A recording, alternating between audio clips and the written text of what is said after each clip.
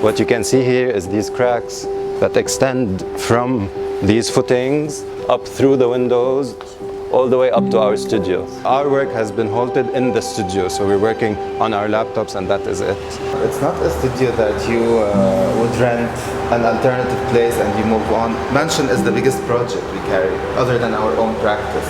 Our presence here is not just about the studio, it's about the entire community around the house. The entire window got blown out of its place and it came down on everything that was here.